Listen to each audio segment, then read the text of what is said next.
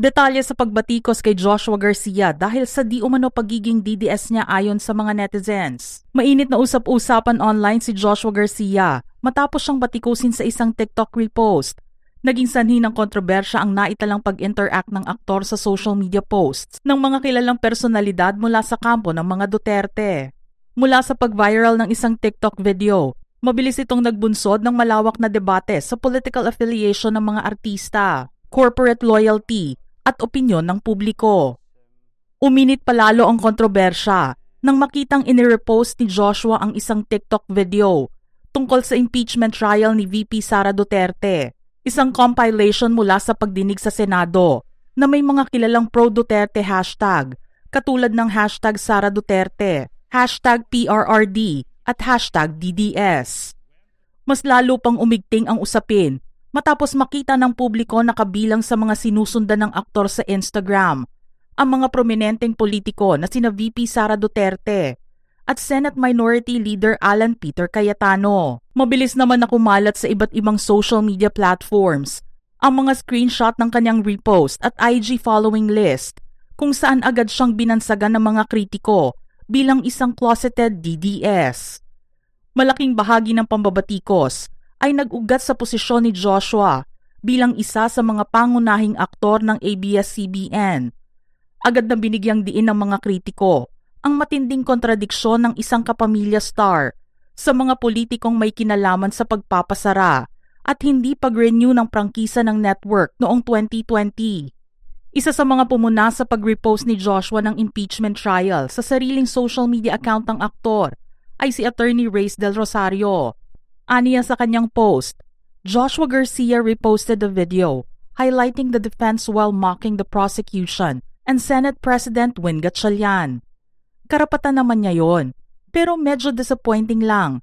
Kung hindi nyo alam, sobrang laki ng reach ni Joshua sa Black app because he rarely posts content. Inaabangan lang talaga ng mga tao. Sana lang naisip niya kung sino ang nagpasara ng network na nagpasikat sa kanya. Or baka may admin siya sa account. Sumang-ayon naman ang ilang netizen sa punto ni Attorney Reyes. Anila, if ABS-CBN knows what's good for them, they'll cut their losses and let Joshua go already.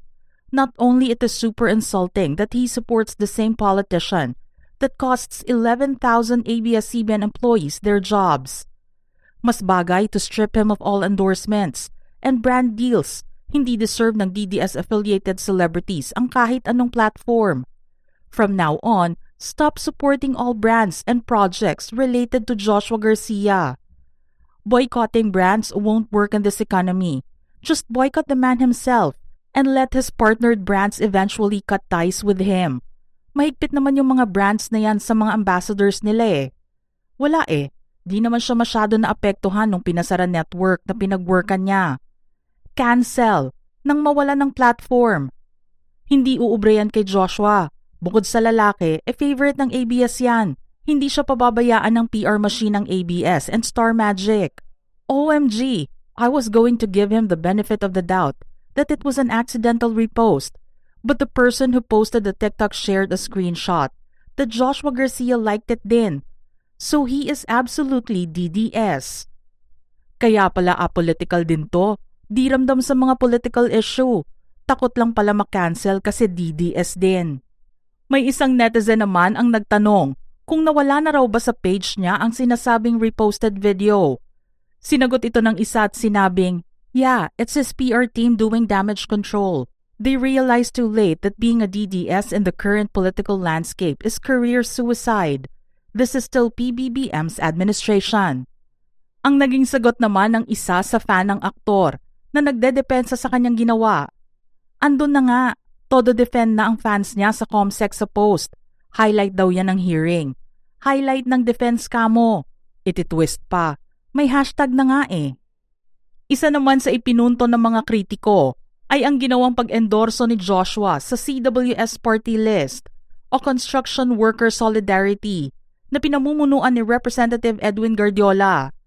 Bagamat walang formal na kaugnayan sa DDS ang party list na Construction Worker Solidarity, nananatiling kontrobersyal si Representative Edwin Guardiola at ang kanyang grupo dahil sa mga paratang na sumasabay lang sila sa hawak ng kapangyarihan sa bawat administrasyon.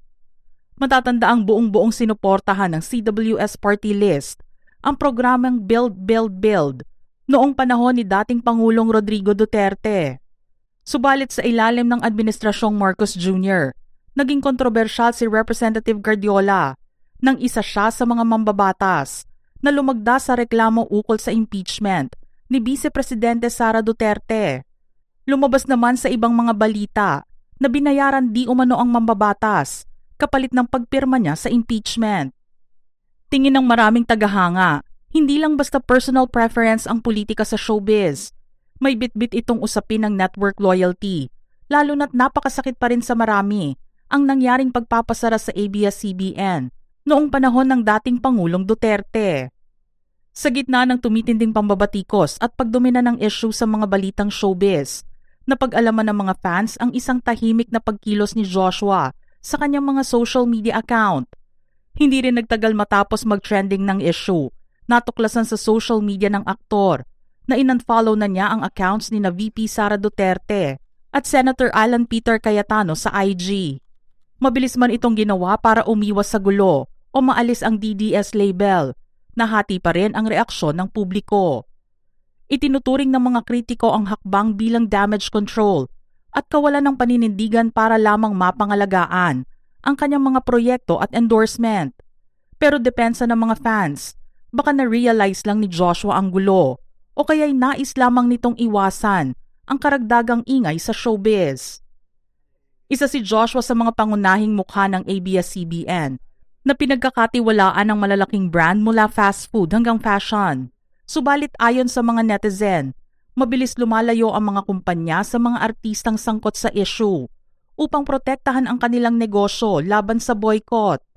Dahil dito umani ng batikos ang kanyang tahimik na pag-unfollow na tinawag ng marami na isang kaduwagan at ang pagtatangkang linisin ang kanyang online footprint ay lalo lang nagpalala sa galit ng dalawang panig. Binigyang diin ng mga kritiko ang kawalan niya ng katatagan ng loob, samantalang pinalabas naman ng mga taga-suporta ni Duterte na ang kanyang pag-atras ay malinaw na pag-iwas sa pressure ng internet. Hanggang sa kasalukuyan wala pang opisyal na pahayag na inilalabas si Joshua o ang Star Magic ukol sa naturang aktibidad sa social media. Bagamat mananatiling palaisipan ang magiging epekto nito sa kanyang karera, nag-iwan ito ng paalala na sa digital era, hindi na maihihiwalay ang personal na galaw ng isang artista sa usaping politikal. Mga ka-showbiz peeps, ano naman ang inyong reaksyon sa ating istorya ngayon? Share your thoughts in the comment section below.